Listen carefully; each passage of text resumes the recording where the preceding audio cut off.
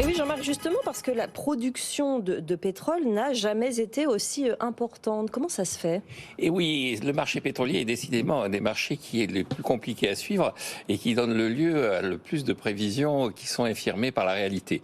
Et donc, on attendait des hausses de prix. Les prix sont plutôt en train de se stabiliser entre 70 et 80 dollars le baril. Mais on considérait que l'OPEP allait néanmoins réussir soit à stabiliser, soit à enclencher de nouveau un mécanisme de légère hausse en réduisant sa production. Oui. Et pas du tout. La production de pétrole augmente et notamment celle de l'OPEP. Et pourquoi la production augmente? Parce que le Nigeria a clairement annoncé que, eu égard aux difficultés économiques que traversait le pays, il souhaitait augmenter sa production et ses ventes, et sachant expliquent les autorités nigérianes que jouer sur les prix, c'est favoriser tout le monde, c'est-à-dire tout le monde bénéficiera des prix, alors que les volumes vendus par le Nigeria reviennent essentiellement, exclusivement au Nigeria, même si c'est à des prix qui ne sont pas ceux qu'il aurait pu espérer en cas de cartélisation totale et absolue de la production.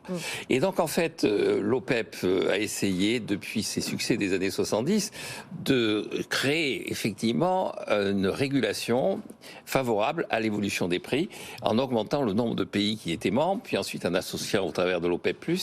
Mais on est arrivé à une situation qui est, et ça les économistes le mettent assez souvent en avant, qui est une situation dans laquelle il n'y a pas d'homogénéité entre les membres. Et donc, à partir de ce moment, les intérêts des pays membres de l'OPEP ne sont plus des intérêts convergents.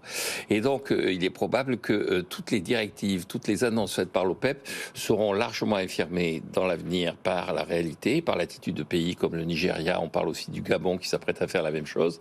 Et plus généralement, je pense que les commentateurs du marché pétrolier ont de bons jours devant eux parce qu'ils sont appelés à se tromper beaucoup.